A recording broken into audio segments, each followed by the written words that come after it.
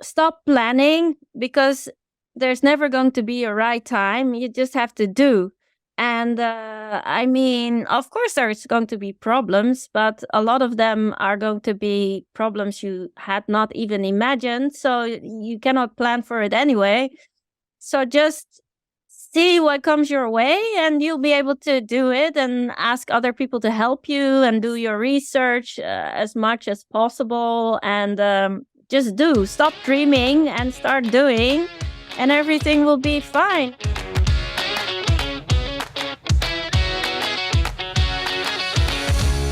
Hey, what's up? Welcome to Life Inner Show. I'm your host, Jason Wojo. On the Life Inner Show, we help people make more, work less, and live awesome lives. I am joined by Polish Peter. What's up, dude? Hey, man, I'm excited about this episode because we got another person from another country. International guest. That's right. Dude, so Life Inner is going worldwide, bro. Worldwide. No, universe-wide, not just worldwide. Universe-wide. Going Mars too at some point. Interplanetary guests yet. That's right. That's okay. Mars and Moon and we could probably find somebody who thinks they're from another planet. I'm guessing, or who acts. We already like have one. Planet. I think. I thought you already had one. That you knew somebody thinks it's another planet. Maybe I'm not sure if you're talking about somebody I should know about. You don't want to call them out. That's cool. Well, listen, dude. I'm super excited because we have Nicki van Ingen Schenau. That's why the last part gets me a little bit, but dude, she's awesome, and she is smart. She's driven. She's an entrepreneur. She has a great story. She shares a lot of nuggets in this episode that are, I think, really valuable for an entrepreneur or someone looking to find purpose. She talks about ikigai, a Japanese, very special concept in Japanese, which is finding your passion, fulfillment, what the world needs, what you can get paid for, all these things as well, man. It's a great episode. Yeah, and it's funny because we actually talk about that through the Guerrilla Getaways about this concept. And I think it's really important for people to start looking from that perspective, because if you are in life when you kind of feel lost and you're like, what am I supposed to do in life? How am I supposed to go about doing this? What's next in my life? Or you're literally thrown into a situation where you find yourself kind of, look, she came from Dutch all the way to Japan, and she didn't speak any Japanese. And how do I actually go about doing this? And she starts a tour company. And there was a lot of naysayers, a lot of people who doubted her and all that kind of stuff.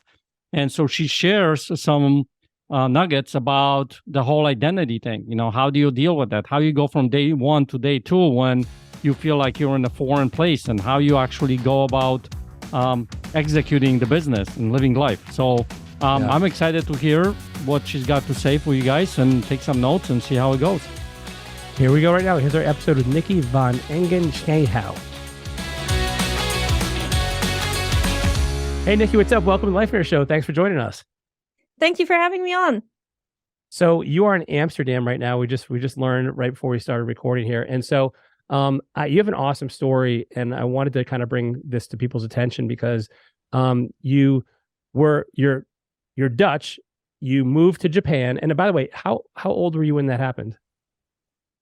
34 at the time. Okay, and so you're 34. You moved to Japan, and this was because you were married at the time to this gentleman. And how did that trade? By the way, like, did out of the blue one day you just where were you living at that point? Were you in I was in Amsterdam. I was living here in this house, actually. So how did you respond to that when your spouse said, like, hey, let's move to Japan? Well, first of all, he's Japanese. So he grew up here in Amsterdam. He moved here as a baby with his parents because his father was asked in the 70s to set up tourism from Europe to Japan, because that wasn't a thing back then because of the Iron Curtain. So people had to fly through Anchorage to get to Japan. So no one was very interested in that. And that's why his dad was sent here. And then he came to live here with his mom. And so I met him. We started living together here in Amsterdam. And after 5 years, suddenly he was like, how would you feel about living in Japan for a couple of years? And I'd never really been to Japan. I didn't have any experience in Japan, but my image was like New York, Sydney, Tokyo. So very international. So I thought, it'll be fine. I can get a job. I have my bachelor's. I have a ton of work experience. So they will be lined up around the block to hire you. me. Right. Yeah. So I was like, yeah, that'd be fine. No problem. And so I told him, yeah, let's just see if you can find a job. And if all else fails, I can put my career on hold for 2-3 years. And then when I come back after that, I can pick it back up and it'll be fine.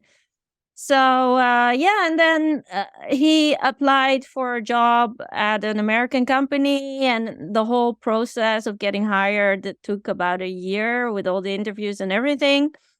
And then when he was about to leave, I told him, well, you should go first, because you never lived in Japan either. And what if we're both there and we're both unemployed and you're like, you hate it there, or the job doesn't work out, or you don't get through your probation, or whatever else happens. So I said, well, you go for 3 months, figure stuff out, make sure you still want to live there by the time I quit my job, and then I'll follow you after if that's still what you want to do. So basically that's what we did.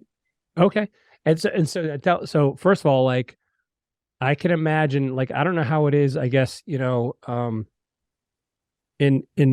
on that side of the world, but like over here in the US, like you hear somebody say like, hey, let's move to Japan, and people are like, whoa, that is like a huge difference, or let's move to any foreign country overseas is looked at pretty largely as a big deal. Was that a big deal for you, or wasn't that big a deal? To be honest, I had already lived in China for 6 months because I had to pick a foreign language when I was in college, and all of them were intermediary or advanced level, except for Mandarin. So I thought, oh, Mandarin, why not? So the school said it's going to be cheaper, because in the end there was just 3 of us left. It's going to be cheaper to send you guys over to China rather than to get a teacher to come to the school. So we got to go to China for 6 months. We got 4,000 euros subsidy from the school, and it was like, okay, well, make sure that you pass all of the exams, and it'll be fine. And I'm like, okay, that sounds good. So my image was like, oh, okay. I mean, China didn't have too many English speakers either, but I mean, Chinese was really easy to pick up. So I thought, okay, hold on. You're the first person on earth I think I've ever heard say that, by the way. Yeah, well, actually, the grammar is very comprehensive, and I mean, the tones, that's something to get used to, but I have a good ear and I'm quite able to mimic stuff. So, yeah, it wasn't really a problem, because in China you can say biong or biao, and that basically means I don't want it or I don't need it.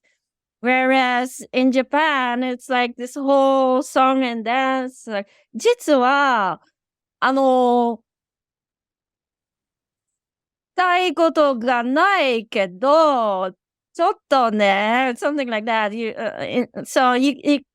Chinese is just really straightforward, and Chinese people as well, they're like, get to the point. And whereas in Japan, it has to be this whole song and dance, and you have to kind of like, oh yeah, the weather is getting better, spring is in the air, and oh, by the way. Oh, okay, gotcha. Yeah. Bojo, make sure you got subtitles on that, what she just said there. Oh, dude, I understood every word of that, by the way. Just yeah. You should start talking Japanese then on the podcast, man. Let's do this. Yeah. I mean, yeah. So Chinese is quite like English. You generally do not use the subject in the sentence, so it's just don't want, don't need. Short to the point. Yeah. There's not really verb conjugations. You just add in a word like yesterday, and it kind of makes sense that it's not about now. So yeah, that's fascinating. So it's much easier grammar wise to learn. Okay. I mean, you have the characters that you have in Japanese as well, but yeah, it's like in 6 months you can already speak fairly well if you're in China, whereas in Japan, after 6 months, you're still like, Well, and so what I'm hearing is like you So you've already had a little bit of an adventurous kind of foray into living outside of your native country, and so you kind of already had built up a little bit of like, hey, maybe this, I could probably do this, and so that's kind of cool, because I think that a lot of people get kind of stuck in a box and they get comfortable and they want to stay where they are and they're familiar and they like kind of their own routine and their house and their street, and so it sounds like you kind of didn't have a strong attachment to that. Well, I had a burnout right before I was planning to go to Japan. So I thought, change of scenery, change of environment, not having the 9 to 5 might be good for me at this point. And my expectation was it's going to be 2 to 3 years and then I'm going to go back. So, yeah. You can do anything for 2 or 3 years, right? Yeah, so I went there with that mindset, like, yeah, it'll be fine, and I'll be able to get a job, and worst comes to worst, I'll just apply at the Dutch embassy. I mean, sitting behind the window and giving the passports all day long, how much Japanese ability do you need for that? That seems pretty straightforward. But unfortunately, even there, they were like, no, you have to be fluent in Japanese. Why? Okay. So let's talk about this then. So you moved to Japan. And so were they knocking down your door trying to hire you, or was that not exactly No, not at all. So I sent out like 50 letters or something, and everywhere I got a lot of phone calls. So they would call me to see who I was before wanting to meet me. And every time it was like, so you're fluent in Japanese? I'm like, not exactly. So they're, yeah, we'll call you, definitely. Well, you'll hear from us. And then they never hear from them again. So I was like, oh, this isn't working. Let me just focus on learning Japanese. I mean, in a year or so, I should be fluent, which was a complete misconception. Even my husband, who is Japanese, still was apologizing 2 years in, like, oh, if I say anything stupid, it's because I wasn't raised in Japan and my business Japanese isn't great. And then after 2.5 years, his coworker said, I think you can drop the act now. Your Japanese is to the level where it's no longer convincing if you say that. So yeah, so even for him. Oh, God. So, okay. So you're in Japan. You're learning the language. You realize you're coming against these roadblocks. You're in a foreign place, a new place to you. And before we started recording, you mentioned like, you started like feeling like, it sounds like you like people didn't take you seriously, or they didn't really engage you, and you maybe didn't know where you felt like you fit in and your sense of fulfillment. And like, I guess it sounds like you were kind of just struggling like with trying to get traction. What was that like? Yeah, exactly. Yeah, it's your whole sense of identity is rolled up into your career. So the first thing people ask you, especially if you go to the Dutch embassy and there's a party going on, like, so what do you do around here? And then you're like, oh, I'm a housewife, or I'm unemployed. And they're like, oh, yeah, okay, well, I'm just going to go to the bathroom. I'll catch up with you later. And then you never hear from them again. They're off in the corner talking to someone else. So basically, I was just there by myself. Everyone was talking, and all the other people were looking at me like, oh, yeah, look at that woman who doesn't do anything here in Tokyo.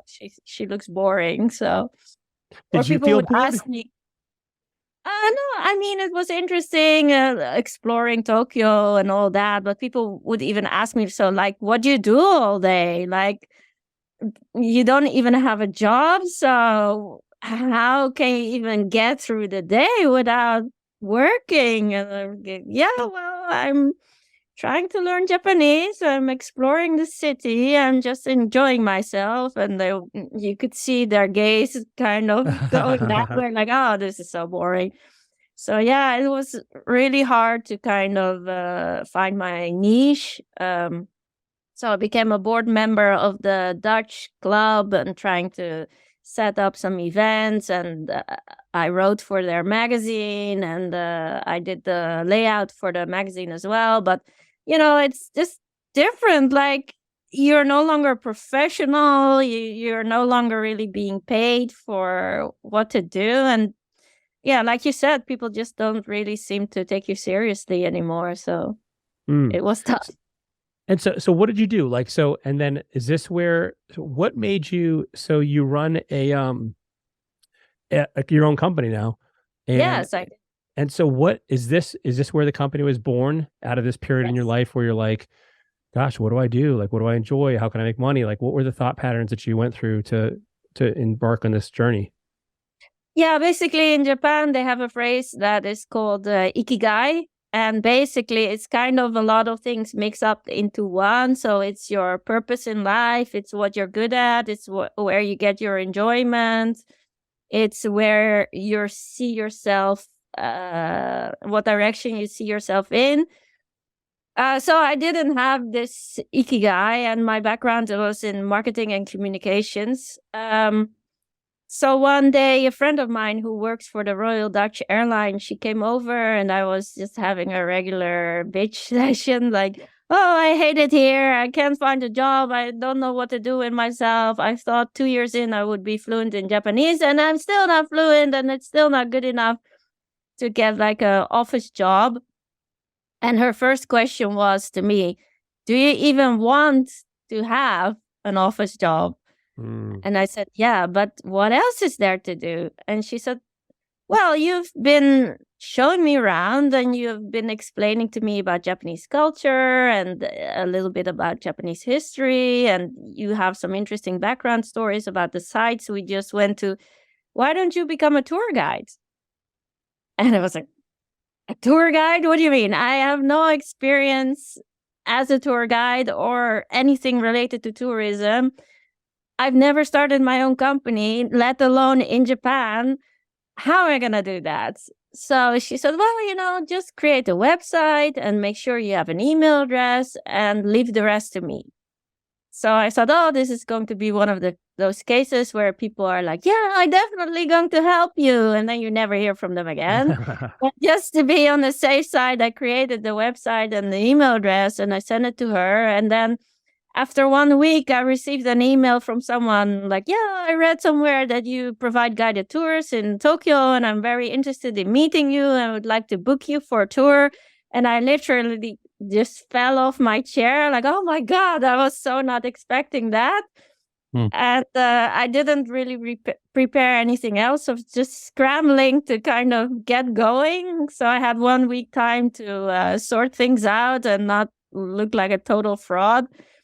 So yeah, it was a running start. And I mean, there were times when people would ask me questions and I would just give some bullshit story like, oh yeah, that is actually, and they would be like, I'm pretty sure that is not accurate, but they would be like, yeah, it was very entertaining. Here you have a tip. And like, okay.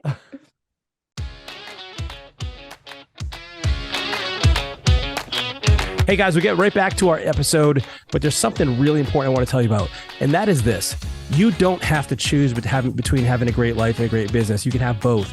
We have 2 different events, in fact, to help you do just that. Our Get a Life Getaway is our proven process. We've been doing this over just about 15 years now of walking you through the process of creating your own personal life vision, your life and your vision for the ideal life that you want to live. And by the way, this isn't pie in the sky approach to living. This is a tangible, strategic way to really figure out exactly what you have to do and what things have to be in place for you to live that vision, and so that you can make this a reality. Now, the second part of that component is, the second part of the formula is the Business Builder Workshop. So this is where now finally you can have a business that doesn't absolutely destroy your life, and you can make the money you want in the amount of time you want. You can have fun. It can fulfill vision element items. You can remove yourself from the day-to-day and the minutia, so you're only doing the things that are most enjoyable to you and that you're best at, right? Can you imagine what that'd be like to get to enjoy and wake up every day loving what you get to do in your business and making money hand over fist? Like, it's just an amazing combination. So I want to encourage you to go to the Get a Life Getaway and the Business Builder Workshop, because they're really a 1-2 punch combination to help you get the ideal life and business that you dream about. Now, here's the even cooler part, Peter. We have a very special promo for them. Tell them about that. Well, because you guys are a loyal listener, because you're listening to our podcast and listen to my English and his English all the time, here's what we have for you guys.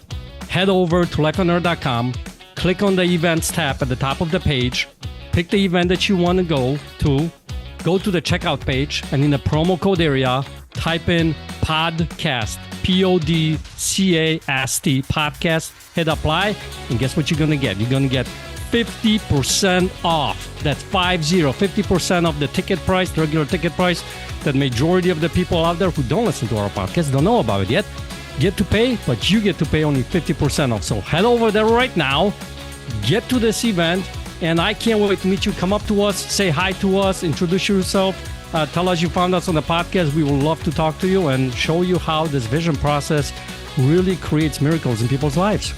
Man, one last thing is, I don't know when you're listening to this episode right now, but I don't know how long we're going to keep this discount up. I don't know how long this promotion will be valid. So go and do it right now to make sure you get that 50% savings. We'll see you at an event soon. Let's get back to the episode.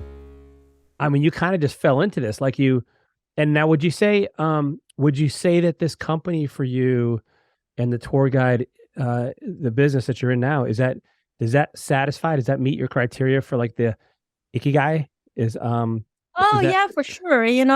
Basically, so I started in March of 2013. So I just had my 10-year anniversary. Yeah. Ooh, congratulations. Yes. Wow. Thank you. And then in 2018, I was planning to move back to Europe because my husband had accepted the job in London. So I spoke to one of my guys who'd been working with me for a couple of years, because after I started working, soon I started hiring other people to work for me. Or basically, someone asked me, can I work for you? And I was like, never thought about it, but yes, why not?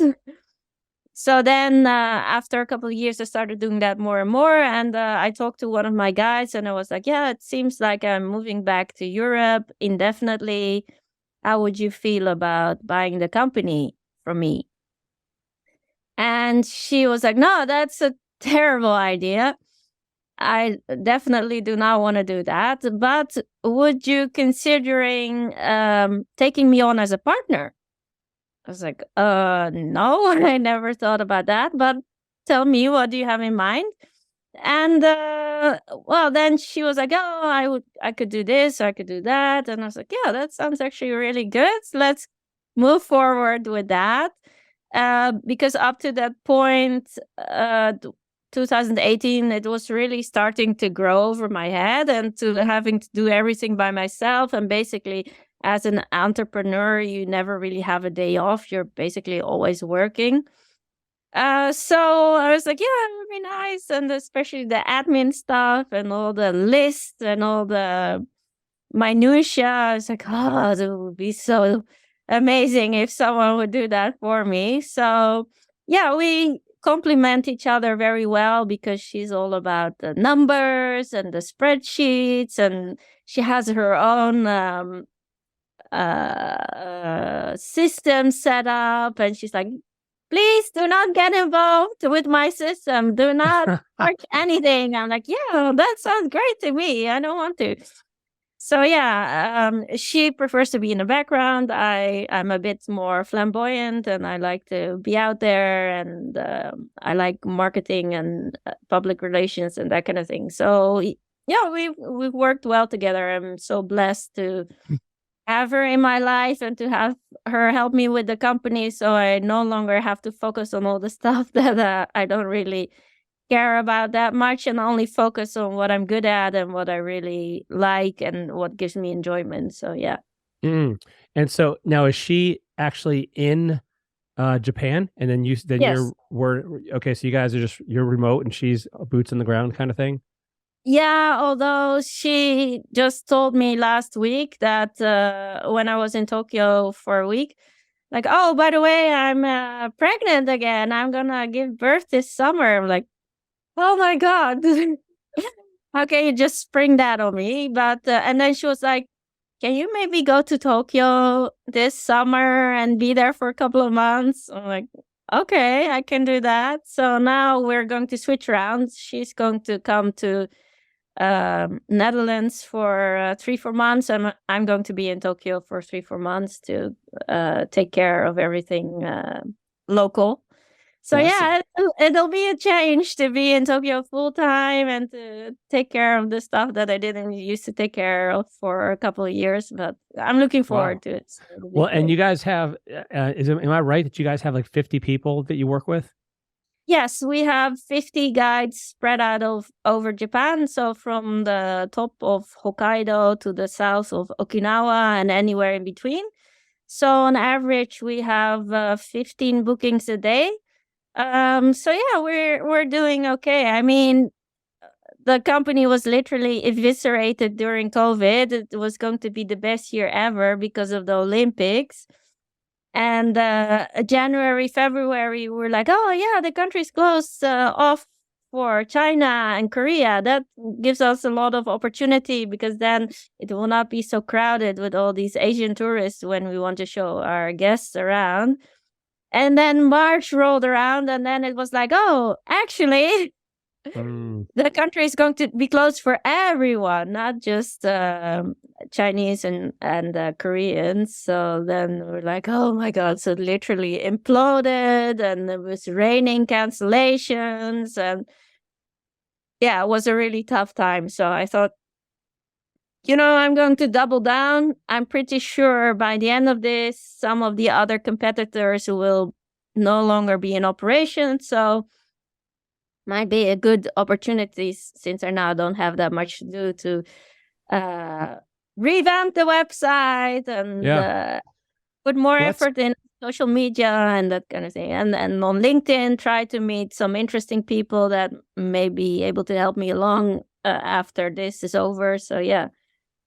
That's amazing. What a great perspective to have, though, too, because I'm sure a lot of your competitors are out of business, and you kept going along. What do you, and what is, by the way, yeah, congratulations. What is the state of, like, how open are things now, and are your bookings starting to pick up again now? Is that starting to recover? Yeah. Well, basically, as soon as it was clear that Japan was opening up again, everyone's like clamoring, like, we want you, great. we want you. So it was great.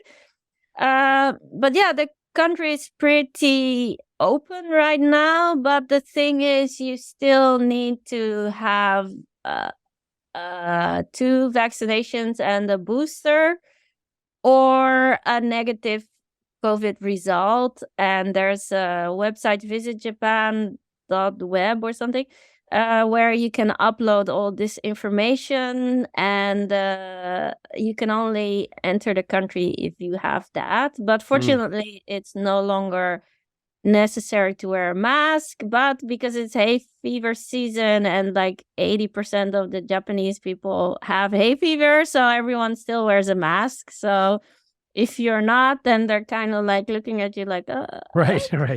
Interesting choice. Gotcha. And so, by the way, what was your husband's input or thoughts on you starting your own business? And was he supportive? Did he leave you on your own? Did he help you? Like, how did that? Because, a lot of times, when there's someone else involved, sometimes there's input, whether it's positive or negative. And I'm curious what that was like for you. Well, I mean, he was like, I'm glad you have something to do, but he didn't really take it that seriously. And then when I started to do better, he handled the finances. And then when we divorced, it turned out that it's not the smartest idea to have your ex-partner handle the financial side of your business. So that was a lesson learned. But yeah, fortunately, now we're on better terms, and I take care of my own finances. So I'm doing a lot better. But yeah, it was a rough period with COVID and getting divorced and moving back to Amsterdam. So yeah. It's a lot. Yeah. Yeah, it was. But listen, Nicki, I'm listening to, and I think it's an amazing story of, think about, because I came from a different country as well, here in the United States. And when you were moving, I was actually a lot younger. I was 14 when I came here. But the thing is that constantly keeps recurring to me as you're talking is this conversation about identity. And I think a lot of people, when they go and try something else, or they go do something else, or they move to a different country, right? I've had a conversation with like wives, right? There is that identity. Now all of a sudden I'm a completely different place. I have to start something brand new, and I don't know how to do it and what to do, and now I'm kind of feel lost or whatever it might be, right? Yet you are one of the examples where you go through the entire process, and now you're here sitting on the other side, successful. And especially when it comes to COVID, right? It literally wiped out that industry, and you came through it and makes, you double down, like you said, and competitors probably went away, and now you left your standing and you have a successful business. Okay. What would you say to someone who is going through something like that when their identity is shaken, or they're struggling to get to, be successful? Well, the thing is, stop planning, because there's never going to be a right time. You just have to do. And I mean, of course, there's going to be problems, but a lot of them are going to be problems you had not even imagined. So you cannot plan for it anyway. So just see what comes your way, and you'll be able to do it, and ask other people to help you, and do your research as much as possible. And just do. Stop dreaming and start doing. And everything will be fine. And to be honest, the best decisions that I made in life was stuff that I didn't consciously choose and that were kind of thrown into my lap. And another thing is, it's better to regret the things you did than the missed opportunities that you're wondering, like, oh, what would have happened if I said yes? So just say yes already. And things will work out. And if they don't work out, then it will be a lesson for you how not to do stuff. So either way, it's a win. So how do you, because you said I did very well when things were just thrown into my lap, right? Sort of like out of my control. How do you respond to that? Because some people... Yeah, I'm very open-minded, and I'm willing to give everything a try. And basically, comparative to a child not wanting to try their vegetables, I'm like, you need to take at least one bite, and then if you don't like it, you don't have to finish it. So the same with life. Take one bite, see how you like it, and if it doesn't work out, you can still pull out and do something else. But if you don't try, you'll never know. So just get over yourself and start doing it, and ask other people to help you, and be humble. Listen to what other people have to say, but don't necessarily take on board what they're saying to you. Because I mean, when I started my business, there were also a lot of people like the naysayers, like, oh, you can't do that. You're not even fluent in Japanese. And how are you going to start your own business? You have no knowledge in accountancy or admin or declaring your taxes. You shouldn't even start attempting this, because you're going to fail. So don't listen to these people, because they're just jealous, or it's really deep down, it's something they would want to do, but because you have the guts to actually do something about it and they don't, they want to drag you down with them. So don't allow them to, and just say, oh, okay, well, thank you for your input. I'll take it on board, and just move on and forge your own path. And as long as you're consistent and you keep going, and every day you work at it, then eventually it will start to pay off. And of course, there's going to be days when you're like, oh my God, I just want to give up already. This sucks. But just remember, tomorrow is another day, and who knows, tomorrow might be better. And if not, just do whatever you can. And in the end, it'll work out for the best. I love that. Yeah, because I think what really counts is the days where you want to give up. Right? When things are going well, When you're like, oh, I just want to give up, that's when it, I think, really counts. Yeah. How you get through that day? Well, basically, you need to make a playlist of all your favorite music that gives you some positive boost. boost and just put on your headphones, dance in the living room, and try to forget about everything else. And it's okay to give yourself a break occasionally. You know, if it's not working out, you can have a day where you're like, this sucks. I'm not going to do anything today. I'm just going to sit here and sulk. And it's okay to be kind to yourself and say, okay, this is not the day. Tomorrow will be better. And let's pick it up again tomorrow, and it'll be fine. Or you can reach out to other people and say, you know, I'm really struggling with this. How would you do this? How would you go about this? And maybe a fresh perspective will help you to move things along. And sometimes you're being really hard on yourself and you think, I have this imposter syndrome. I suck. I can't do anything right. And other people will be like, I can't believe it. You're so amazing. And I can't believe that you've done all these things, which you may have already forgotten about. And they'll praise all of your accomplishments. And then you'll start to feel better. Like, yeah, see, I can do this. That's awesome. Well, Nicki, listen, I have no doubt that you sharing your story has encouraged and inspired other people that are listening to and watching the show right now. So I want to really thank you for that. And there's a lot of lessons you've dropped a lot of nuggets of wisdom in here and inspiration for people. So I want to thank you for that. And I wish you nothing but the best moving forward. Oh, well, thank you so much. And thank you for having me on. It was a blast. And Nicki, where do people learn more about what you're doing and how do they find you? Well, the name of my company is Tokyo Tours, and Tokyo is spelled the Dutch way because I'm Dutch. So Tokyo with an I and not with a Y. So TOKIO and then Tours, TOURS, .nl or .com. Both are mine. And on any social media platform under the name Tokyo Tours, so Twitter, LinkedIn, Facebook, Instagram, TikTok, you can find me under Tokyo Tours. Or if you want to speak to me directly, I have my personal Instagram account under Nicki, NICKI_Amsterdam. So I'd love to hear from you. And if you have any questions about Japan, you need itinerary help,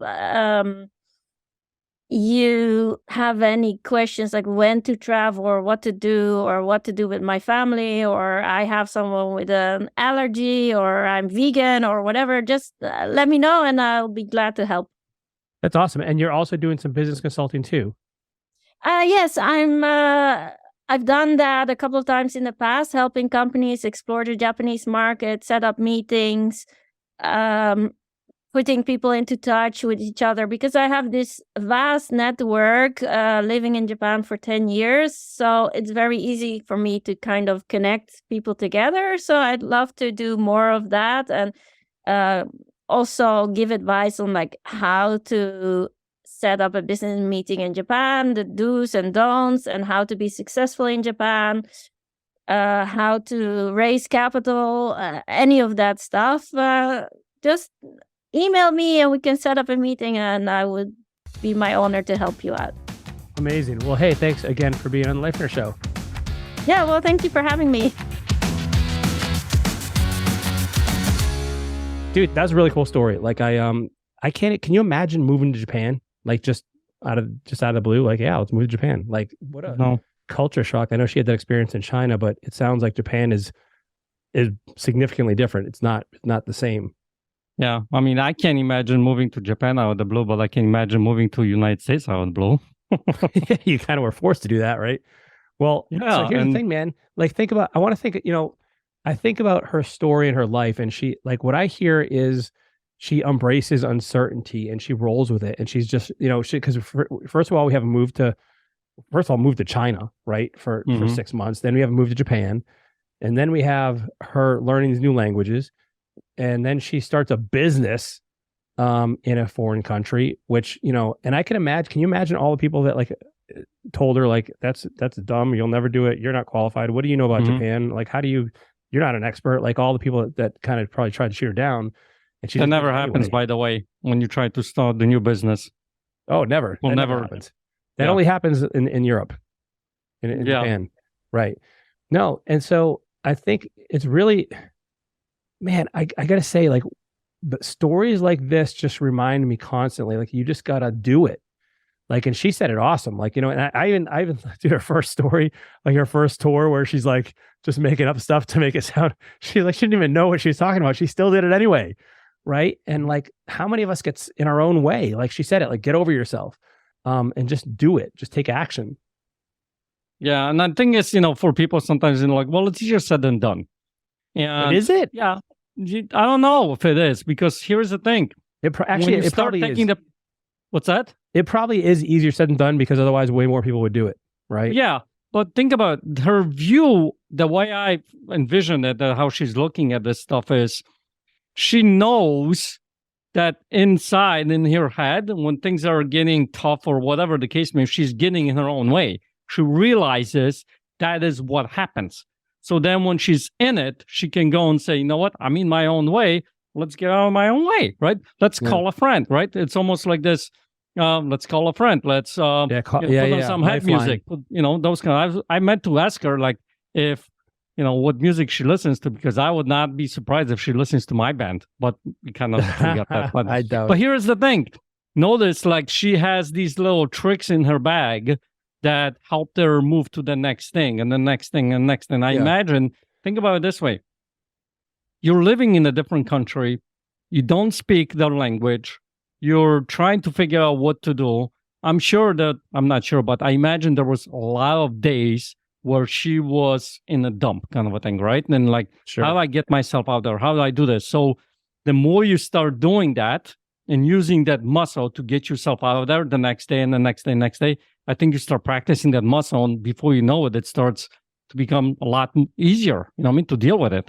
Well, and so, by the way, being in business for 10 years is no joke. Like, and I can't remember the stats, but it's a very small amount of businesses that are around that long after. And so, two things about this interview I really, really liked, and she's super cool. But one is, like, she took action without knowing all the steps, and she figured it out as she went. She mentioned, she's like, I didn't know anything about running a business. I didn't know anything about accounting or about finance or about hiring people or any of that stuff, right? Or about anything. And she just did it anyway. Like, you figure it out as you go. That's one huge lesson. And the other one is, she's like, I don't spend a lot of time like planning, because like most of the things you're going to plan aren't even going to happen anyway. And things are going to come across your plate that like you didn't expect, or you couldn't have planned. And so, like, just kind of being open to that. Like she mentioned, she's kind of open to things like falling in her lap, and she probably has some really good intuition that she's developed. As like, how does this fit into what she's doing? Is this good? Is this bad? Is this an opportunity? Is this a threat? Like, and she probably, has that ability to kind of just roll with it. And like, dude, that's such an important skill. And we've heard this echoed throughout the podcast. This is probably one of the most common themes we see, is like, successful people kind of just get up and go. Yeah. And the thing is, when you start looking from that perspective, because here's the thing. How many people do we know that we have conversations with? Like, even my coaching students, when they come into the program, they want to know the entire plan, like from A to Z, right? All the steps that I need to take. So I know what I need to do. And what ends up happening, fine, I can lay out from A to B, C, D, E, F, G, H, I, and Z. And guess what happens? On the step C, everything just goes kaboom, or things change. And now the entire rest of the 90% of the plan goes out the window. Yeah. So you have to be able to, if you're going to be an entrepreneur, be able to take those kinds of things in a way where you can, shift here and shift there. And by the way, I said SHIFT, Vojo. Okay. We heard you. I did hear that one. And that, I think, helps people become successful, because when you have that ability to do that, I think you start rocking it out. Yeah. So, so check her out if you're ever interested in going to Japan. She's a pro, and I think it's cool that she's kind of developed this new consulting practice as well for people that are looking to kind of get their businesses going in that corner of the world as well. So, hope you guys enjoyed this episode. Hope you got something out of it. And, one of the things that we say, but I really want to drive home, is like, these episodes are informational, but I don't want it to just be information or inspiration. I want it to be like implemented. And that means, all of our guests share some really valuable nuggets on these things, and I hope you're capturing them, and I hope you're doing something about it. Like all the knowledge in the world, all the entertainment in the world, inspiration in the world doesn't mean anything unless you get up and go with it. And so I just want to encourage you to do that. Like pick, I'd maybe even pick 1 or 2 or 3 nuggets from each episode we do. Can you imagine how different your life would be if you just picked a few different things from each episode and moved forward with it? We're talking with some incredible people that are doing amazing things around the world, really, at this point. And so learn from them, take from them, learn from their experiences, and take that with you to make you shortcut that learning curve and be more successful yourself. We would love for you to review this. We would love for you to rate this as well. Share it with friends, family, and that helps us impact more people as well. And so together we can change every corner of the globe. We'll see you next week, everyone. Take care.